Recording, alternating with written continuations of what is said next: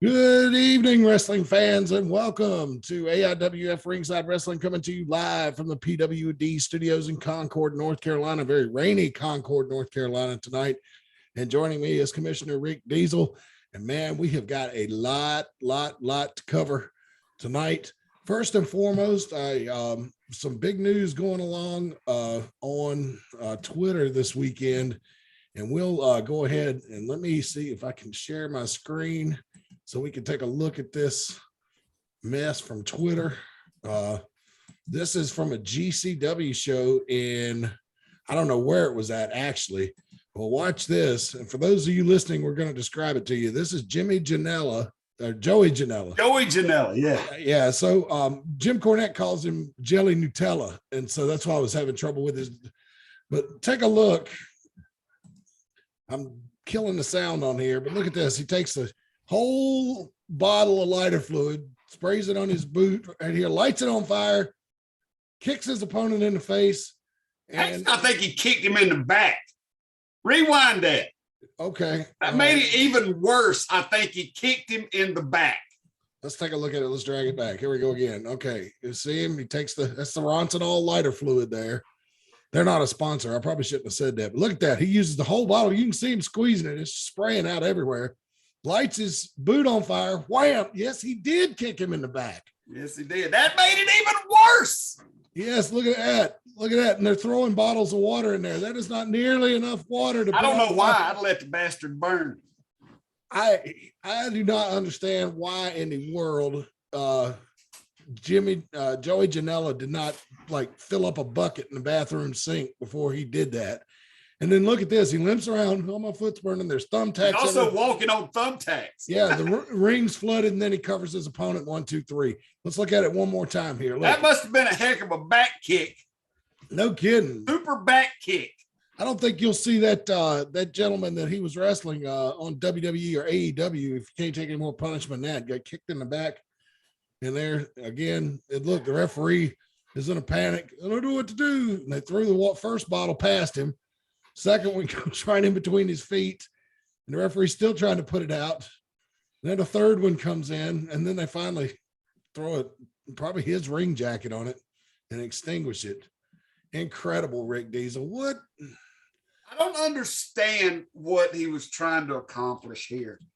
I mean, I don't know. And don't get me wrong.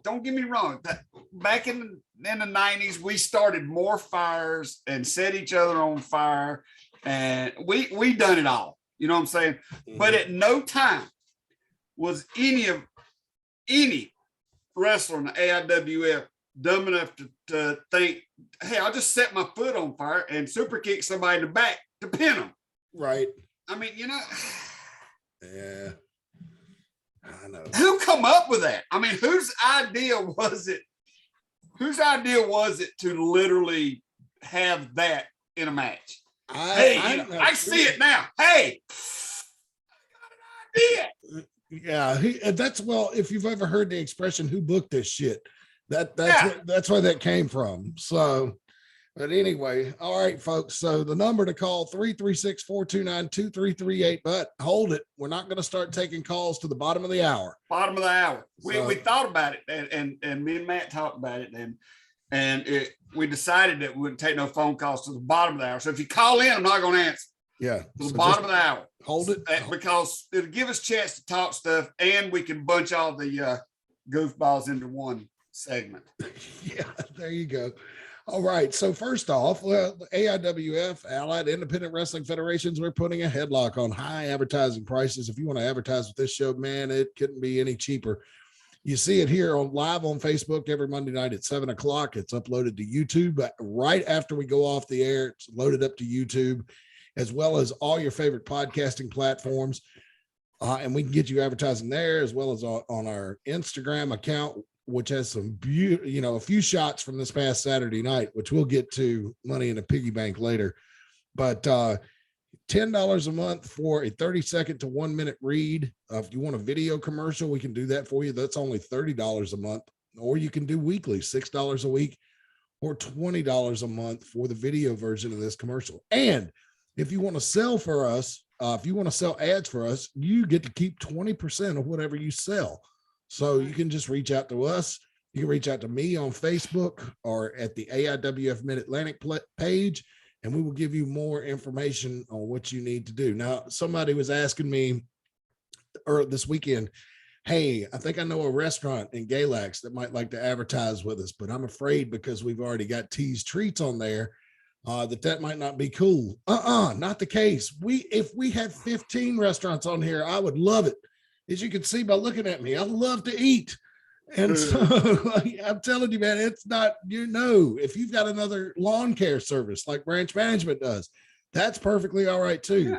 Yeah. We do not care. This is set up to help out small businesses. So to mention the fact it don't have to be just in the area where like the Mid-Atlantic runs shows. This is on the internet, man. We can advertise your business in Indiana if you want to come on here. You know what I'm saying? Because we have people watch from a lot of different places. Yeah, absolutely. And you can see there, you can also email us at AIWF20@hotmail.com for those of you listening. I say you can see there, and you might be riding down the road in the car on the way to work, like, no, I can't, you idiot. How long have you been doing podcasting? Well, just over a year, and I haven't learned much. So just bear with me.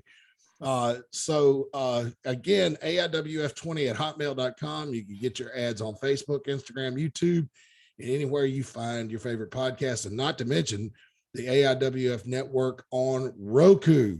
All you have to do if you've got a Roku device is search AIWF, download the channel, and man, you're going to love the content that we have for you there. Again, a number at the bottom of the hour to call in is going to be 336-429-2338. And again, we'll start taking your calls at the bottom of the hour. It's 7 minutes after the top of the hour right now. So just at 7:30 p.m. Eastern, we'll start taking your calls. We have got big news. We have got a new Hall of Fame announcement to share with us. And again, I want to thank you, Commissioner Diesel, and everybody at the AIWF for letting us break these exclusively on Ringside Wrestling. And as soon as we get done here, it'll be on every other AIWF social media platform. But are you ready? Have you got a drum roll sound effect handy? No, you do? Okay. How's that? I could barely hear it, but that's all right. I'm looking for a bucket. That's all right. Here we go. Ready? Next inductees into the AIWF Hall of Fame class of 22. Yes, indeed. The Bad Street Boys, Sweet Daddy, Real Deal, Lamont Steele, and D Nice are all going into the AIWF Hall of Fame class of 2022.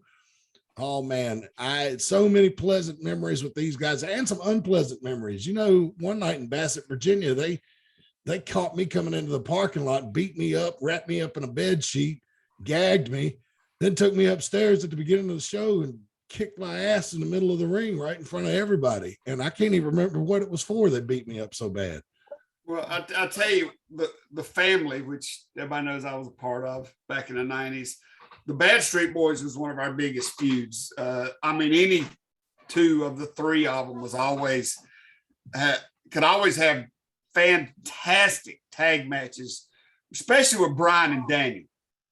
Mm-hmm. I mean, it's like, it was Fright Night 98.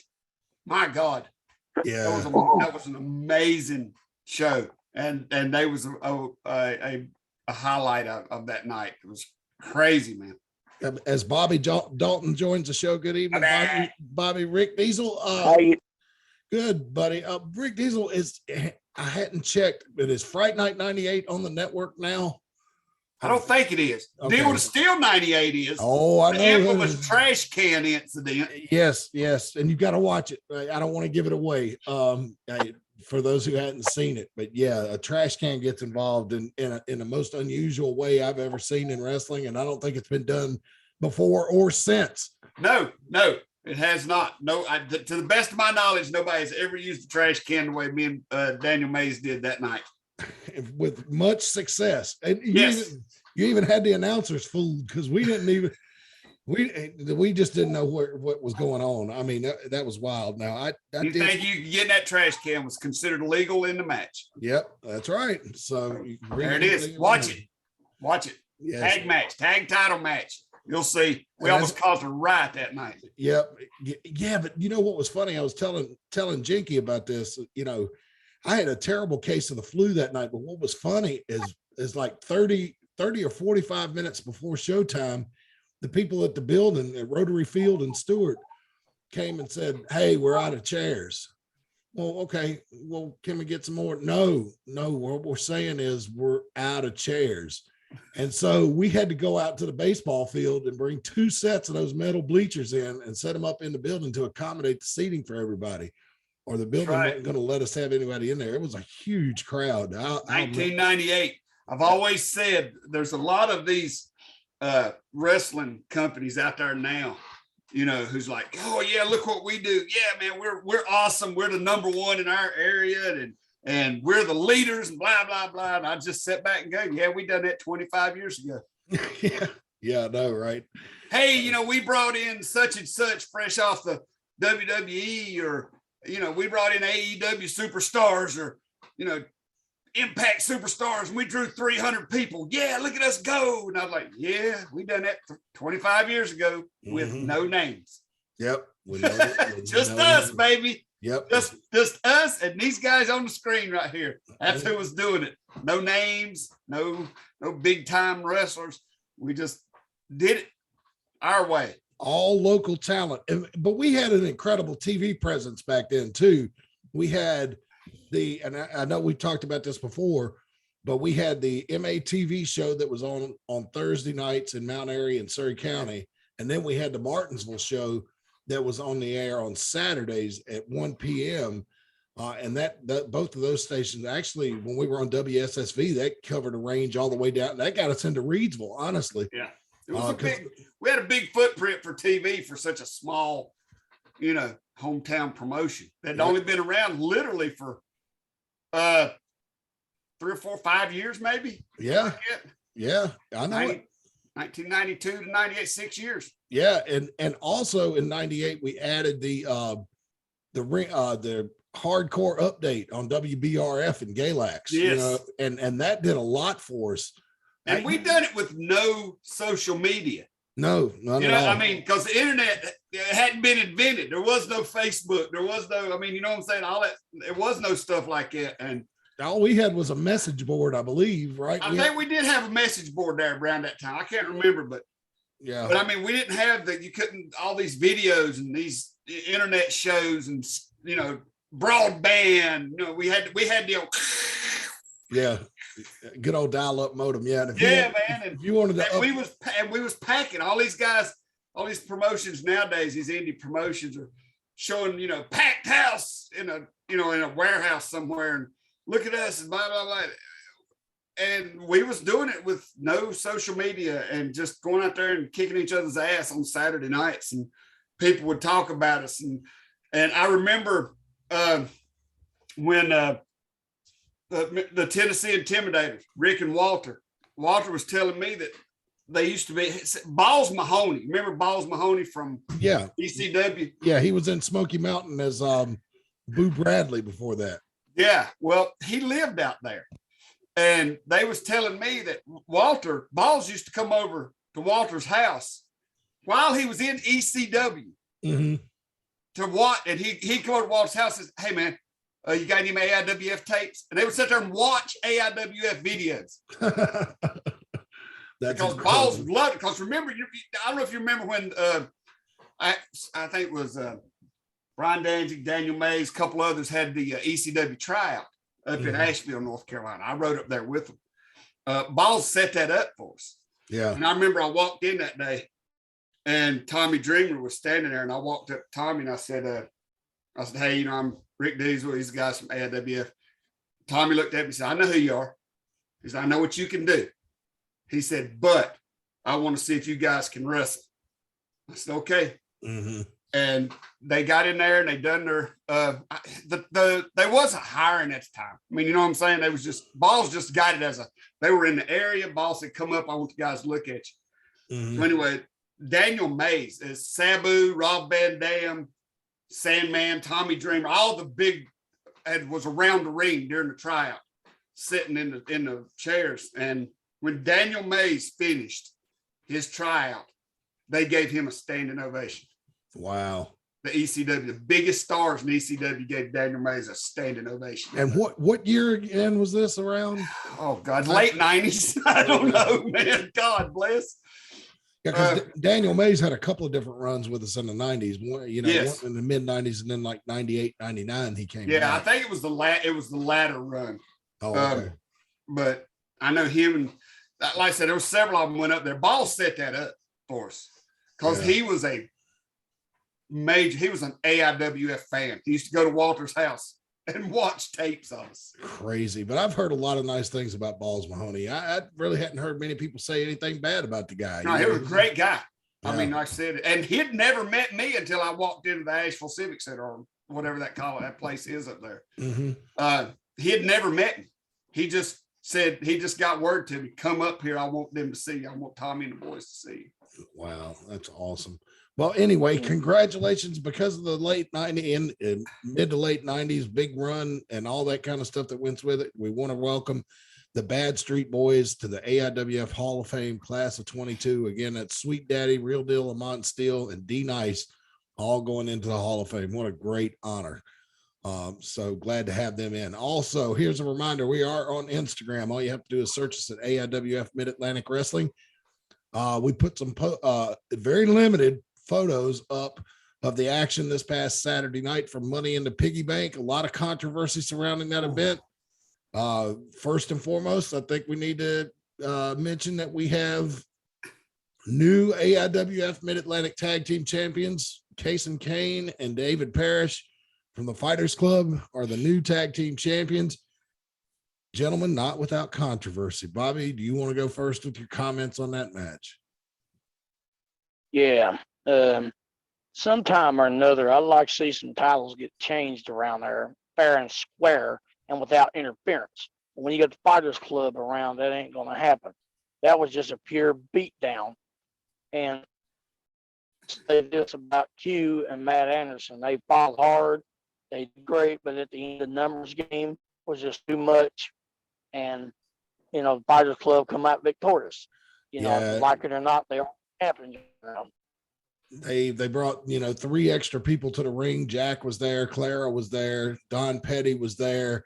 It was a lot of chaos and everything going on in that match. But what was funny is even with all that outside interference, Rick Diesel, I thought that Gorilla Q and Matt Anderson were having their best match as tag team champions until the very end. Because to me, it was a beatdown at the end, whatever. I know it was some skullduggery going on.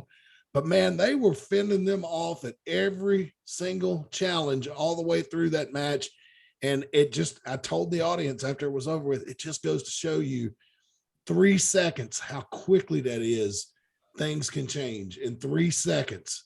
1, 2, 3, and new champions, even though the former champions have been dominating the match, I thought. Well, I'll be honest with you, I never expected Q and Anderson to hold on to those belts as long as they did. But for some reason, those guys started clicking early. I mean, they were a tag team that was basically just put together. That, at the last minute, they were just, hey, let's go after this. And they won the tag titles. Yeah, won them at a battle royal. And I thought, well, next show, first title defense, they'll go down. But they just seem to get better and better. And it's like they fed off of the energy of the crowd. Mm-hmm. And they learned how to take that energy and harness it. And it helped them a lot. And they actually turned out to be a really good tag team. And I feel like that they've got titles in their future, still. I mean, just Matt Anderson's he's been there, done that. Mm-hmm.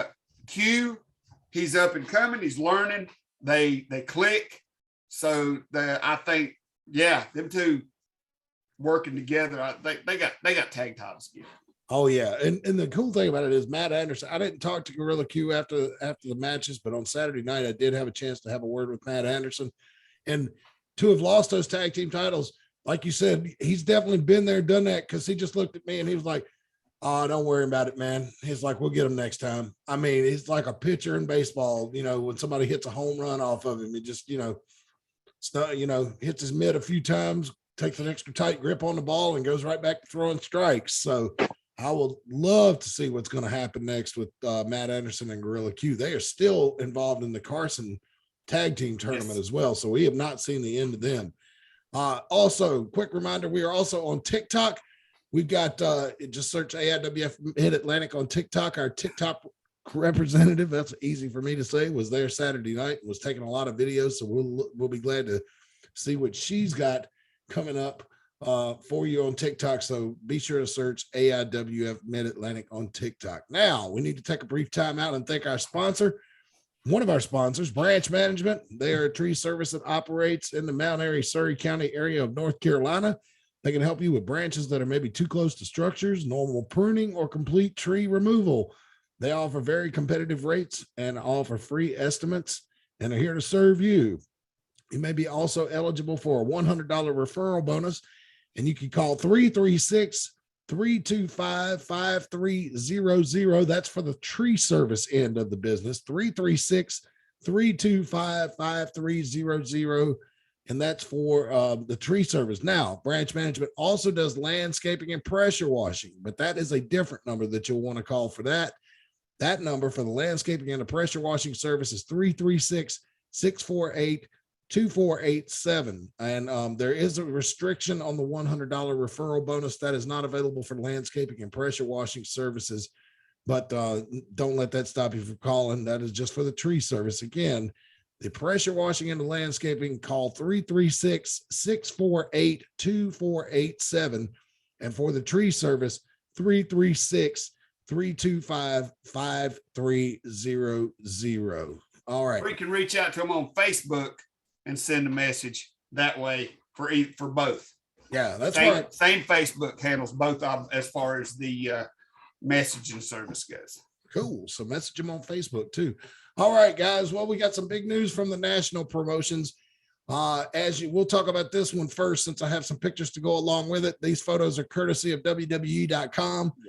We had probably the biggest tag team title match on free television in very, very many years this past Friday night on WWE SmackDown, as RK Bro, that's Riddle and Randy Orton on the left of the screen, squared off against the Usos to unify the WWE Tag Team titles, something that I have just, thank you, Lord. I thought this was so long overdue, because they unified the World Championship. Now they've unified the Tag Team title. What a great matchup it was. Here's some shots from the end. Roman Reigns, you can see Riddle was trying to hit an RK Bro off the top rope, but Roman Reigns interfered in the match, holding on to, I believe that's Jey Uso's foot. And then Jey hit him with the flying Us. 1, 2, 3. Usos are new tag team champions. They are the WWE Tag Team Champions. No more Raw, no more SmackDown. They are the undisputed tag team champions. But after the match, in true gangster fashion, they attacked Randy Orton and Riddle. And it's my understanding that RK Bro, both of them were injured during this post-match attack. And, now you got Roman Reigns and the Usos, managed by Paul Heyman, although he would say he was their advocate or advisor or whatever. But they are, if they weren't the top dogs already in WWE, they are now, and they are the best thing about WWE, bar none, in this, humble announcer's opinion. I can tune in and watch their segment and turn it off and get my wrestling fix for the week. They are absolutely outstanding. And they put out a video last week, gentlemen, saying they call themselves a bloodline, you know that, but they put out a video last week, or Heyman did, saying that they are better than the Horsemen, they are better than the Dangerous Alliance, they are better than the NWO, that they are better than DX. And those are pretty much the 4 biggest factions in wrestling over the last 40 years. That's some pretty tall cotton to be walking in. I'd like to get you guys' thoughts on this. And what do you think the significance is of any of them unifying all these world titles? Well, Matt, first of all, Matt, I'm not impressed with the Usos at all. I mean, I hate to say it. They just don't do nothing for me as a fan. However, you got to admit, having Heyman, that little weasel, in their corner, he does give them a little bit of an edge, because he's behind a lot of this stuff that they're doing. Mhm. And you know, his knowledge and all that has got them to the top. I'll give him credit. But calling themselves the greatest faction of all time, well, they're on their way to being one of the top 2 or 3. They still got a little ways to go. However, I will say this, that match was hard fought until Reigns stuck his big nose in their business. But I will say this, they are going to be a force to be reckoned with, and it's going to take a big team to knock these guys off. And I don't see anybody in the WWE, a big team to knock them off, except for Riddle and Orton. So, you know, it's hard to tell what's going to happen. All right, Rick Diesel, your thoughts? I just hope the fact that they have checks coming off 2 titles now, they can afford to buy some wrestling boots. They're wrestling shoes. They're kind of amateur style. Freaking tennis shoes, man. They look like tennis shoes, but they got slick bottoms. They look. Jesus. I know, but hey, you could blame John. Look like they're Cena selling 8 balls on 4th and Market Street. You could. I mean, come on. Everybody in Winston-Salem is shaking their head right now. I'm sorry. That's what they look like. They don't look like wrestlers. I mean, you know. I mean, and I know that people don't, it's okay, they say now, to not look like a wrestler. You just got to look like, you know, that guy in the 5th row. It's okay anymore. You don't have to stand out in the crowd. You're one of the crowd, I guess. But I mean, you know, if you're going to wear shoes like that, rob a grocery store. You can thank John Cena for that, because he was the one that brought the wrestling, making the wrestling shoes look like sneakers. I know. So anyway, you know, ain't no reason for, you know, professional athletes or professional performers or, you know, whatever they want to be called nowadays, entertainers, dancers. I don't know, but why should you look different? I mean, you know, why shouldn't you just look like everybody else in the crowd, so that way you can wander to the bathroom and nobody will know who the hell you are? Well, you know, you know, Matt, there's one thing a lot of people may be forgetting about the Usos too. What's going to make the bloodline even stronger? People don't forget their baby brother is in NXT and he's tearing it up down there. If he comes along and joins them, you know, Katie bar the door. I was not aware of that. Who is their baby brother? I cannot think of his name. Oh, come on, Bobby. But Bobby, you should have brought it up. You can't finish. No, This is not a date. Yeah, or a high school basketball game. Yeah. Don't drive it down in the paint if you can't finish.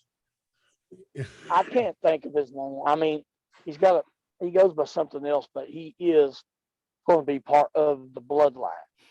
You know, just tune in and watch NXT on Tuesday nights, which I could care less about there either. Well, but either way, it's obvious. Evidently, yeah, no, it's obvious, Bobby. I hate NXT. I watch it every week. All right, guys, it's almost time. We're 2 minutes away from the bottom of the hour. We're going to open up the phone lines, 336-429-2338. I'm going to leave this slide up here for a second because we're going to talk something else about WWE. Big news out of the WWE last Monday night. I'm kind of glad it happened because it gave me the main event that I actually wanted to see, Becky Lynch versus Asuka.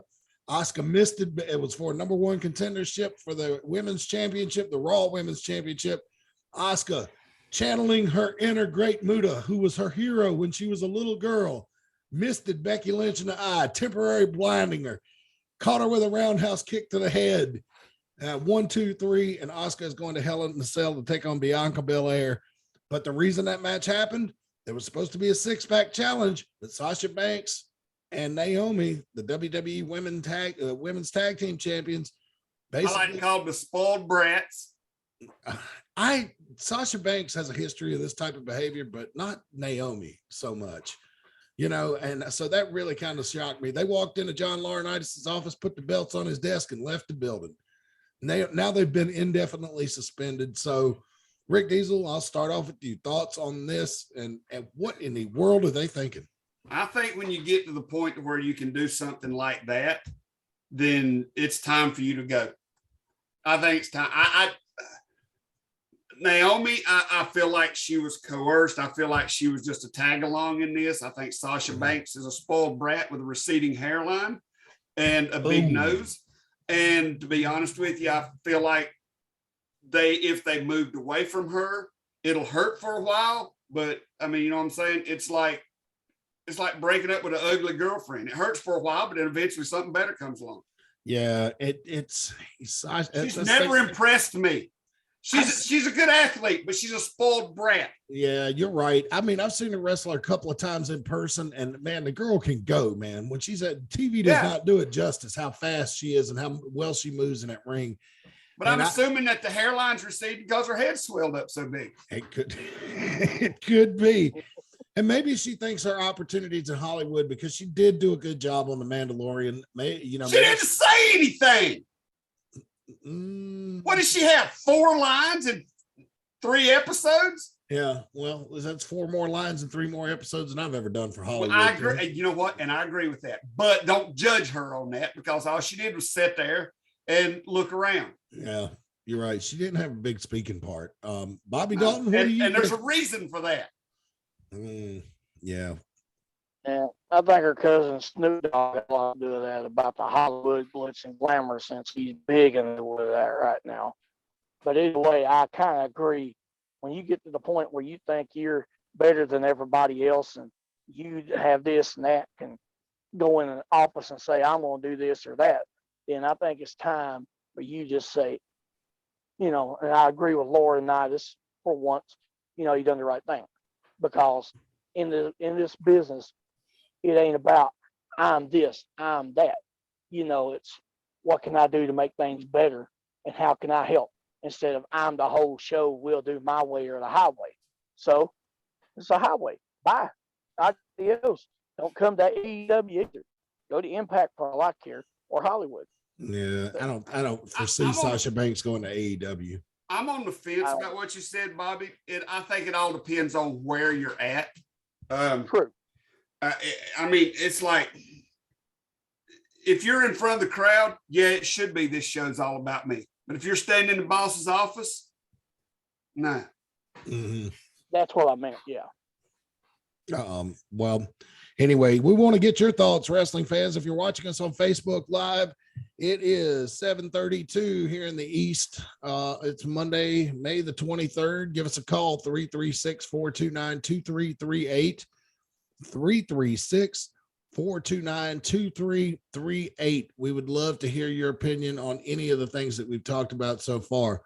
One of the other things that happened that seemed to stir up quite a lot of controversy on social media, I didn't think it was that big of a deal. CM Punk wore pro-choice shirt to the ring, I think, last week on wrestling, and it seemed to stir up a lot of trouble. Why he done it? There you go. That's he wanted to start. That's it in a nutshell. Hang on a minute. Nutshell. That's why he done it. Yeah. Controversy. All it was about. And CM Punk has always been good at that. I remember when he was the top guy on SmackDown years ago, when he had his little faction together with the drug-free people, with Luke Gallows and Serena Deeb. That was appointment television every weekend, just to see what kind of insults he could hurl at the audience, because he could make you squirm. And so he's still good at that. All he's doing is looking for attention. Think Adam Page is going to any way, shape, or form get by him at their next pay-per-view? I don't know. I was very proud of Adam Page when he won that belt.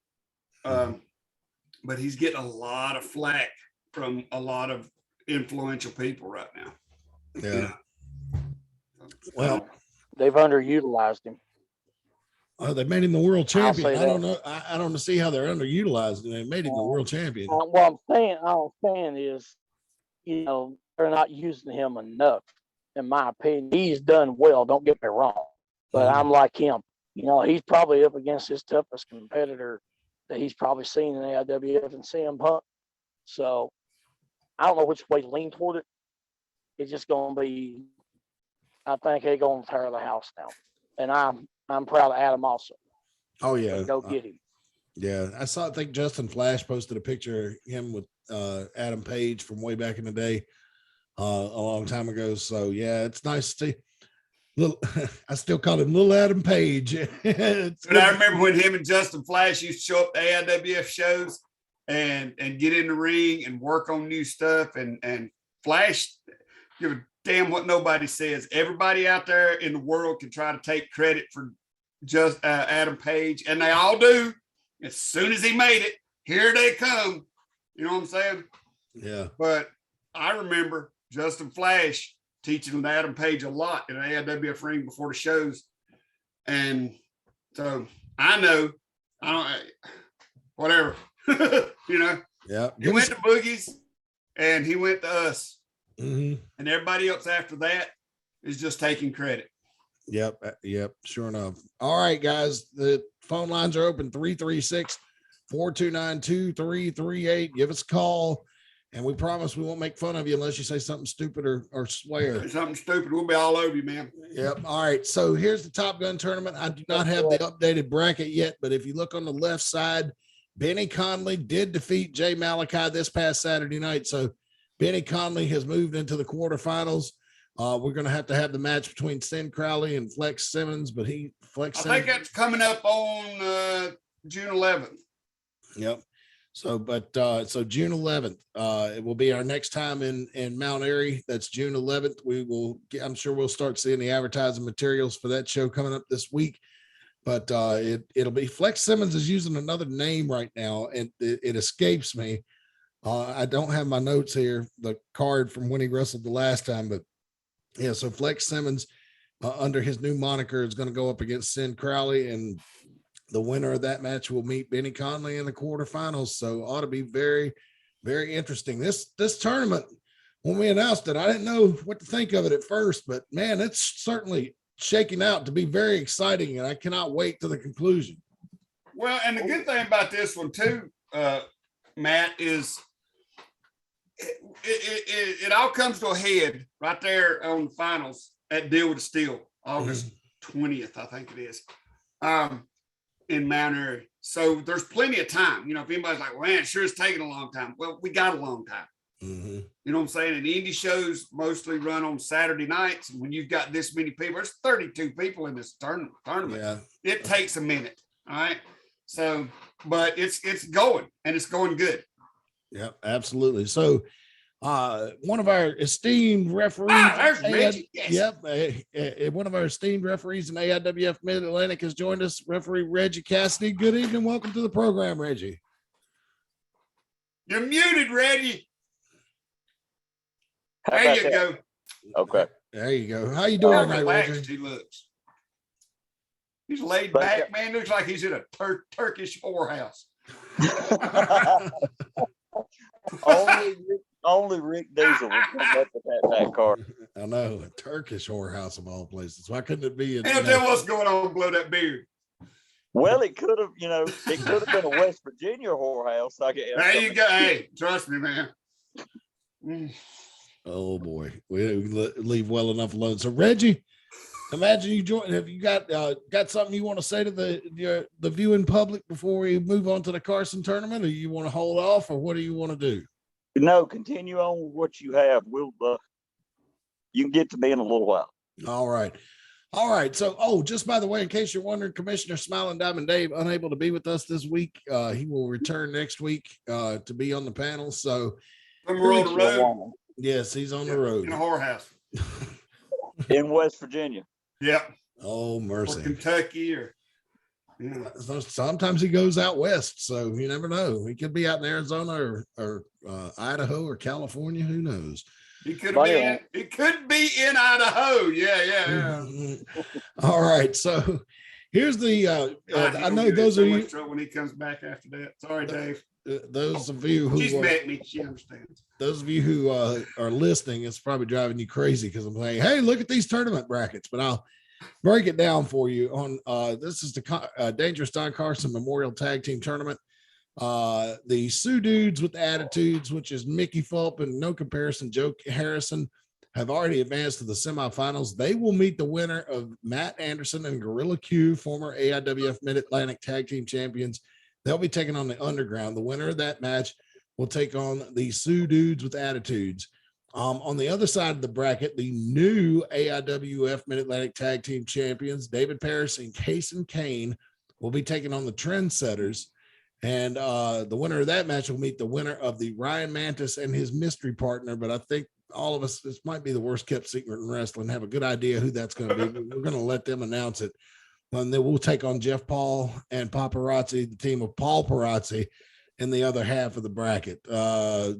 Rick Diesel, comments, thoughts on the Carson Memorial Tournament so far? Do you know how likely it is that Matt Anderson and Gorilla Q could face David Parrish and his partner? I can't see his freaking name. Kasey Kane. Yeah, Kasey Kane.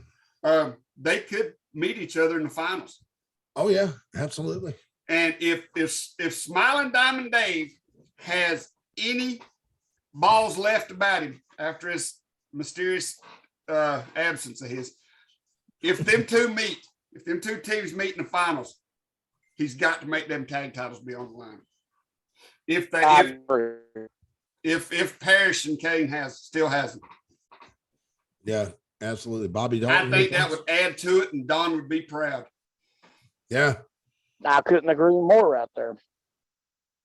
But I tell you what, though, before it to happen, though, it's like Kane and Parrish gonna have our hands full on that side of the bracket. They got to get by the trendsetters first, but getting by, as devious as Paul Parazzi is, it's definitely not going to be easy. However, Q and Anderson's got their hands full too. Don't take the underground, don't take them lightly. Them veterans, they've been around a while. They know every trick in the book.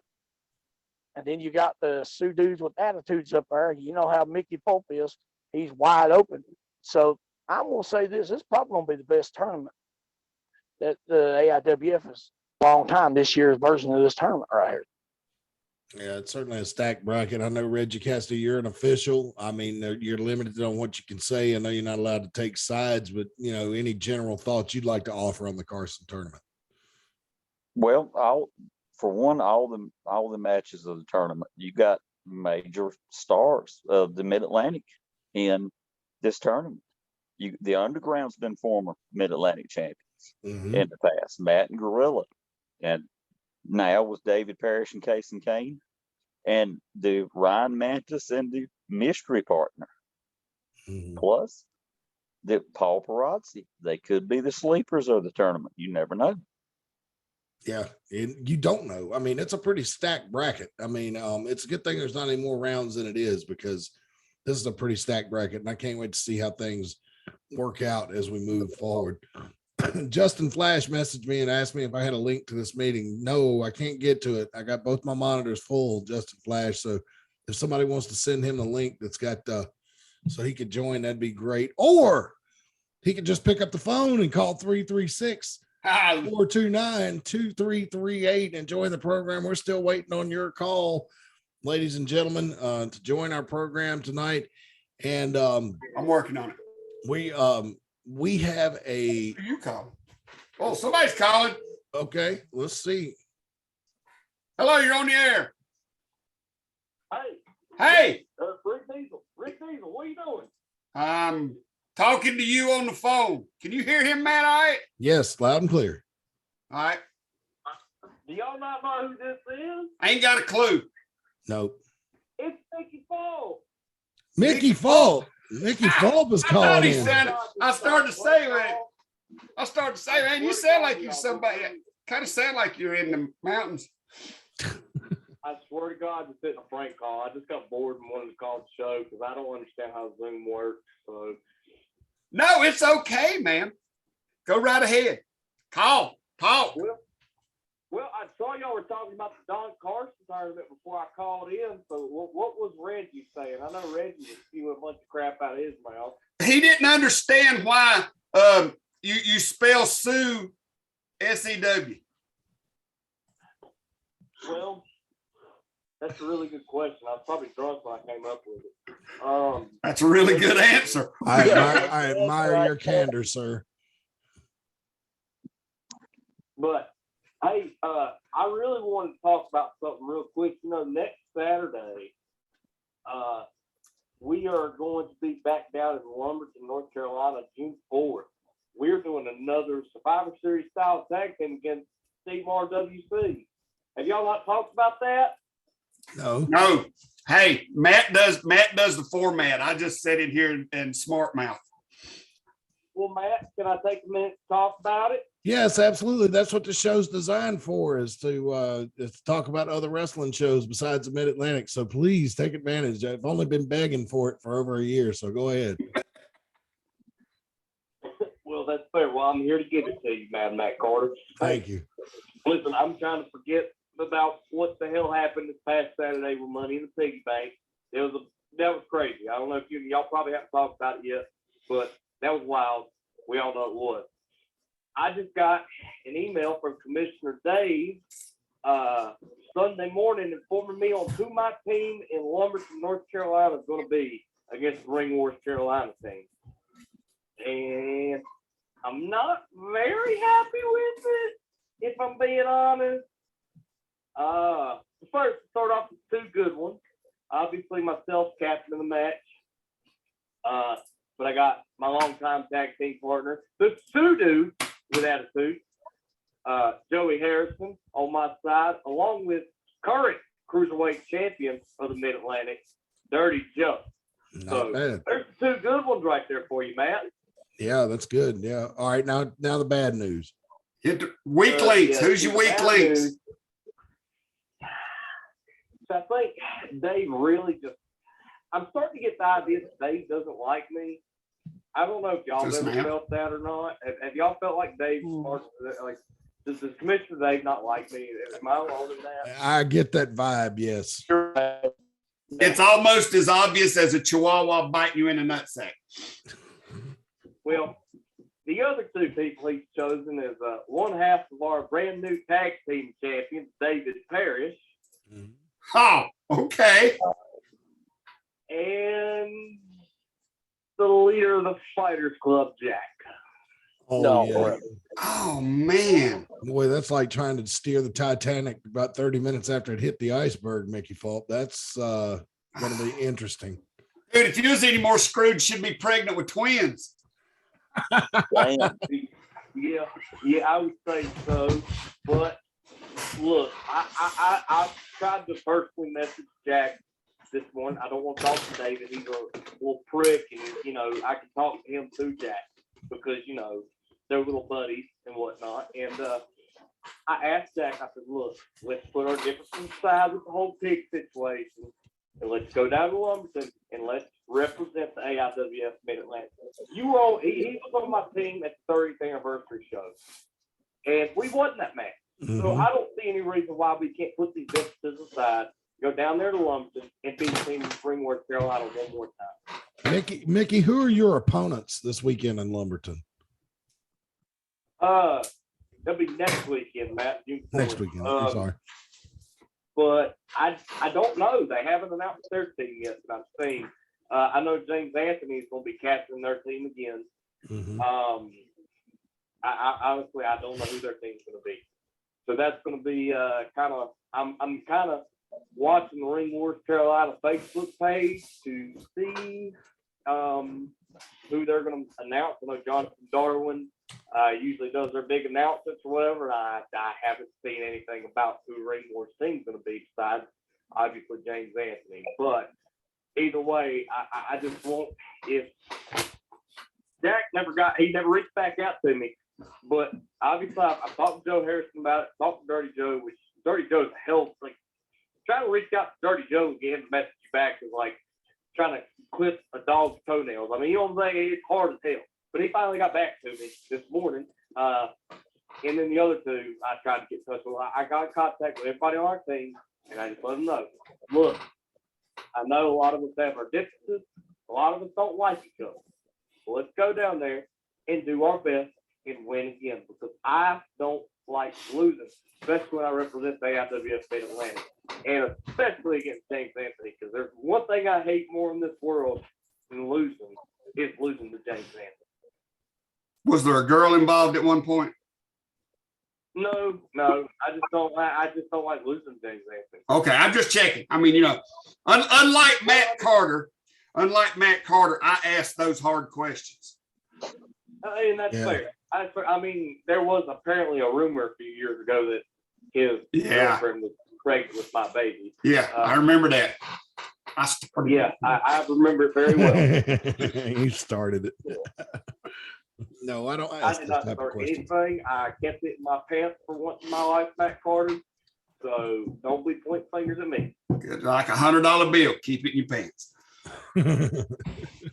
All right. Well, thank you very much, Mickey Fulp. Do you want to hang out for? Well, I don't know. We might ought to give somebody else a chance to call in. I haven't had anybody call. I haven't had any more callers call in. After, okay. Well, after we attacked the prank callers last week, I think we scared them all off. yeah, and then we put the short clips up, and that didn't help either because that got just as many views as the regular shows. So, Hey, just in case you guys got any more callers, I'll go ahead and head off this. I tried to join the Zoom meeting, but I've been having issues with it. So I don't know. I don't understand modern technology. I just wanted to come on here and say hello and make that announcement about our match next Saturday down there in Lumberton. But thank you guys for having me. I really appreciate y'all. all right, Mickey. Thank you for Thank you, joining Mickey. us. Come on back anytime.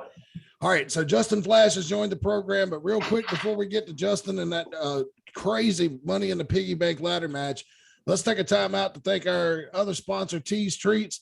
They are a food truck service that operates out of Mount Airy, North Carolina, that is available in most parts of the state, and they can be at multiple locations at the same time. They have a full menu, including hot dogs, hamburgers, chicken, milkshakes, ice cream, and many varieties of funnel cakes, and now feature mini donuts. And when I tell you they got decadent milkshakes, my friend, that right there, the picture you're looking at on the screen, I apologize for you people listening on the radio. Goodness sakes, you get a milkshake with a piece of cake and a straw I think you can eat. I mean, it's incredible. Absolutely. So, pack some extra insulin and come on down and visit Tees Treats. After you drink it, your arteries will look exactly like that straw. Yeah. Hey, Matt, if they don't have insulin, just come see me. Okay. Bobby's a pusher now. I know. Bobby, don't come on here selling your illicit drugs. Now keep in mind Never in my life. What you just heard, wrestling fans, was not a HIPAA violation. Get you some Uso shoes and go stand on the corner in Galax, buddy. Bobby volunteered that information. That was not a HIPAA violation. So anyway, like I'm from Hillsville. If you Bobby, I guarantee fresh needles. Call 336-755-8204 for these delicious items and find out more information. You can also visit Tees Treats on Facebook.com/Tees Treats. And their schedule for this week, they're kind of staying close to home base this week. Friday, May 27th, they'll be at the Mayberry Campground in Mount Airy. They'll also be back there on Saturday, May 28th, at the Mayberry Campground. And if you had 752, when Bobby would cough into the microphone for the first time, drink now, 752. And Sunday, bingo, May 29th at Miss Angel's Farm in Mount Airy. So there you have it. Tees Treats at the Mayberry Campground Friday and Saturday, and at Miss Angel's Farm, all there in Mount Airy on Sunday. All right. You can still got time to give us a call, 429-336-429-2338, 336-429-2338. Justin Flash has joined the program. Thank you, Justin, for joining us. You have been asking. Hey, Matt, before you go to Justin, this might even be just this from Virginia. Somebody sent a text, said the Usos' little brother is Solo Sequoia, something like that. I think I probably pronounced it wrong, but I don't care. Solo Sequoia. Okay. All right. We'll have to keep an eye out. Sikoah. Well, I'll tell you what. Like a tree to me. I'll tune in to NXT tomorrow night if I don't forget or just decide not to and check them out. Yeah. All Whoever right. sent that in, thank you. Yes, Bobby, thanks you. Thank you so much. Yeah. All right. So Justin Flash, you had reached out to us over the weekend wanting to know who won the Money in the Piggy Bank ladder match. I know that match is dear to your heart, but let's kind of walk through it since we've got Reggie Cassidy here. Before the show started, I was conducting an interview with Ty Tyson and Smiling Diamond Dave backstage. We actually showed this to the crowd. Ty Tyson did have his medical release from his doctor. He gave it to Dave, but he kind of disrespectfully shoved it in his chest. And then just Fighters Club was waiting around the corner and they jumped on Ty Tyson. I could barely get away. All of them, Don Petty, Clara, Parrish, Kane, Jack, they all just beat the fire out of Ty Tyson right on the dressing room floor. They picked him up, and then Clara kicked him right in the eye. I mean, to the point his eye was still almost swelled completely shut by the end of the night, and put him down. And then Smiling Diamond Dave said, hey, you might have been cleared before for your previous injury, but not for this one. So effectively put Ty Tyson back out of the match. Fast forward, go into the match. Johnny Blast sells his contract to Kevin Phoenix, who comes in and takes his place in the Piggy Bank match, as if this is not crazy enough. So you got Don Petty and Jack, and basically Mickey Fulp fighting on his own, right? Against three monsters. Yeah, pretty much. And so then it looks like it's going to be curtains. Jack is on his way up the ladder. The lights go off. Ty Tyson comes to the ring. Place goes crazy. When it looks like Ty Tyson is about to get Mr. Pigglesworth down off the roof, or, hanging from the roof. The new ceiling. Yeah, the new ceiling. Smiling Diamond Dave attacks the referee in charge, who is standing outside the ring, because in a ladder match, all the referee has to do is call for the bell. Attacks the referee, knocks him out. Tyson gets possession of the pig, but then all kinds of craziness break loose. The pig ends up between Mickey Fulp and Jack. They pull it in half, and then two other referees come to the ring. One was referee Timmy, came to the ring, and he said that Jack won the match, and then Reggie Cassidy, you came out. Can you tell us what happened from there? Yes, I can. From a couple of things that happened Saturday. For one, I don't know if it was Mother Nature or foul play, either one. There was no footage of the Money in the Piggy Bank match. There was no footage. I've spent the day. I don't mean to interrupt you, but there is a lot of changes to that Piggy Bank match now that got its own show. There was no video of course, I'm in the back watching, and all of a sudden we know that we had storms, rain, etc. on Saturday, but all of a sudden the camera feed goes black. Not sure if it's Mother Nature or something else. It's being looked into. I could not find any pictures, any video today whatsoever of Ty having possession and being off the ladder of the pig. Let me check the Instagram. I put some pictures up on Instagram earlier today. Let me see. Hang on a second. Instagram's not great. It's not one to cooperate with me, Reggie. So we'll just we'll have to go with that. There's a lot. I heard that there's audio issues with that match too. Something has went really weird with that match. I told Kevin Phoenix, I said, Kevin, you got to stop it. I said, these people that want to come in and volunteer for free tickets, you can't just have them doing anything. They screw stuff up because they don't know what they're doing. Why does Instagram need access to my microphone too? See? Something weird's going on here. Yeah. And it's all around this one match. Exactly. All around this one match. And just, as we all know, who was all in the building. For one, Kevin Phoenix was in the match. Mm-hmm. But he, had a little mishap with the rope there during the match. But when, of course, Timmy comes out and raises Jack's hand. Well, from when I got to the curtain, I see Mickey with half the pig and Jack with half the pig. Mm-hmm. So technically, there were two winners. Yeah. Mickey and Jack. I've never seen the pig get ripped in half like that before. We use a pinata. Everybody knows that. But the torso was ripped off. The head was ripped. The head and torso were separated, completely severed. If it had been anything, if there'd have been candy in that pinata, there'd have been dum-dums everywhere. It was a gruesome scene, right? And so it was really strange. But to me, Reggie, with Smiling Diamond Dave making the call after Ty Tyson was beat up, he said, this doctor's note may excuse you from your previous injury, but it doesn't excuse you for this one.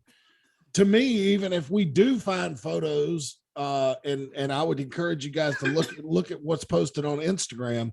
To me, even if we do have photos of Ty in possession of the pig, it doesn't make any difference because Smiling Diamond Dave already said, you know, it doesn't excuse this injury, although he did not specifically say you can't participate in the Piggy Bank match. So, Right. You know, Right. So to me, it's kind of a gray area either way. And we all know that none of us can override the decision of the commissioner. Yep. But we still know that Jack had half the pick, Mickey had half the pick. And we all know from how prestigious this match is to AIWF Mid-Atlantic. Right. Mickey, this is the correct me if I'm wrong, second or third time he's won this particular match. Mm-hmm. So we know that what Mr. Pigglesworth means to Mickey. Mm-hmm. And with Smiling Diamond Dave making the match in June, that match is going to be crazy, especially involving Jack. And you know, wherever Jack comes, the Fighters Club is close by. Yep. Hang on, caller. Hey, we got a caller, Matt. Sorry to interrupt you, Reggie. Go, caller. Go, caller. You're on the air. I just want to say that Mr. 123 is the best ref.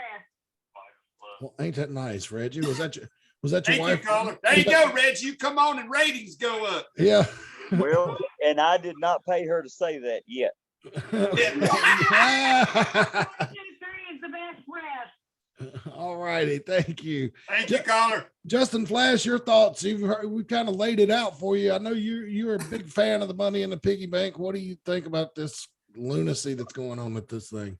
I really was trying to work it out in my schedule to where I could maybe make it to Mount Airy, at least to just kind of catch the action Saturday, but I wasn't able to get out there, obviously.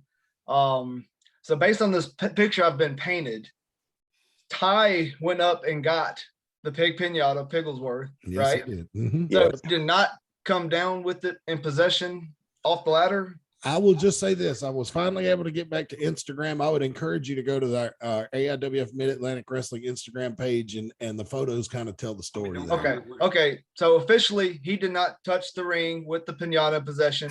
So Mickey and Jack kind of had a tug of war with it and split in half. Mm-hmm. And that's how they were declared both the winners, correct? Yep. Right. Yep. And they're going to meet at Extreme Content on June 25th, I believe. What? Very interesting. I I think gotta start Rick is wearing having a shoes promotion. doing this. I'm sorry. I hit my toe over the desk. I'm glad that's all it was. I was worried I gotta about you. start wearing shoes during these things and pants. Yes, you should. Well, Yep. please don't stand up. Yes, please don't stand up. You know, yeah, it was crazy. I've never seen the match end that way in its long history, Justin. It was absolutely incredible. Never heard of that. And it was what was crazy is, you know, I usually provide 5 times as many photos for the Instagram pages, but that show this past Saturday night was so wild from top to bottom. You know, that we hadn't even touched. We're out of time.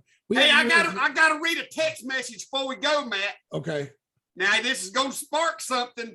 All right. Go ahead. All right. The person who sent in the name of the little Uso brother sent in their name. I am going to read this text. My name is Dakota Horton. Bobby knows me. Oh, and Bobby, my mom says, hey. Oh. Now, Bob. Hello. Bobby. Why do we have to be out of time? You old Smith? Why do we have to be out of No, time? no. I can take that for 30 more minutes. We don't have to be out of time. This is the internet, so we don't have any hard Dog stops. you. Mom says hi, Bobby. Yeah. And she said, Bobby, Hello to Bobby. all my fans. All 2 or 3. Yeah.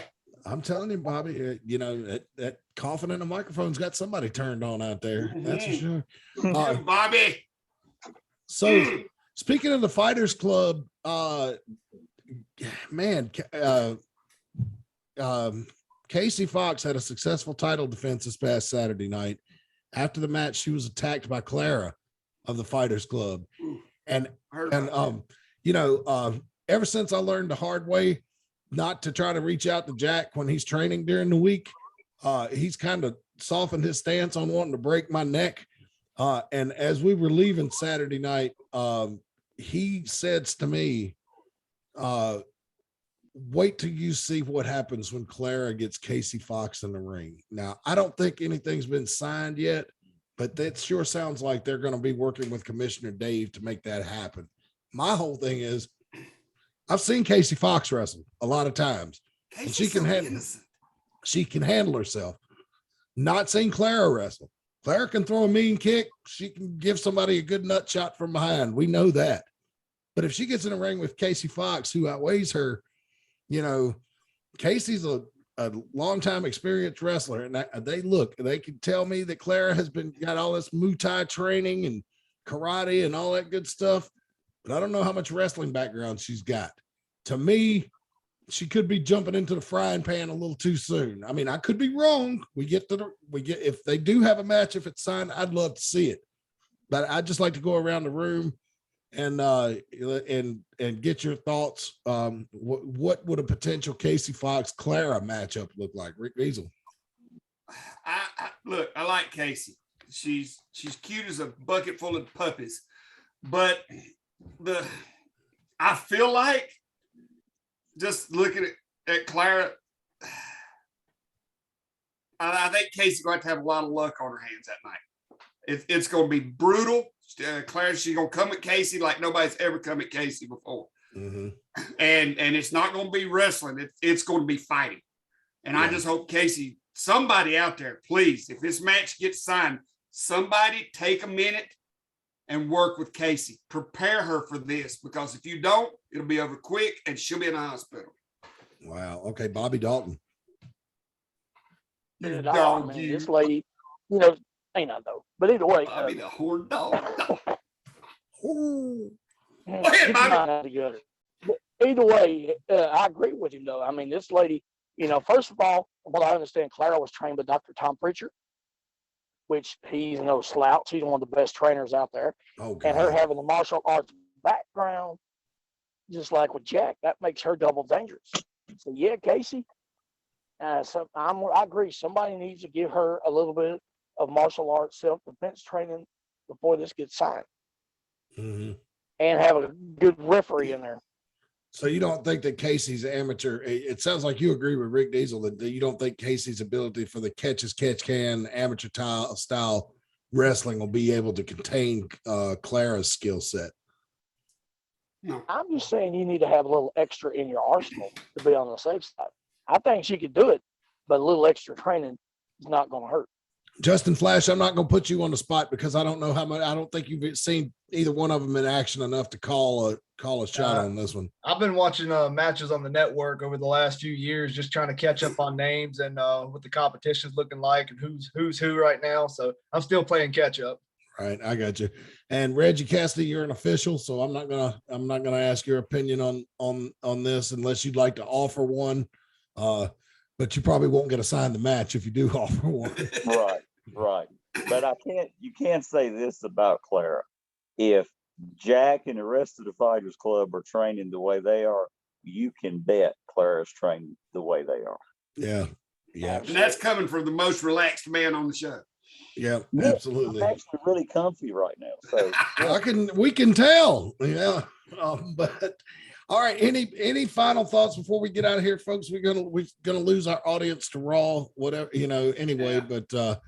But any final thoughts before we get out of here this week? Rick Diesel, we'll start with you. Go around the horn again.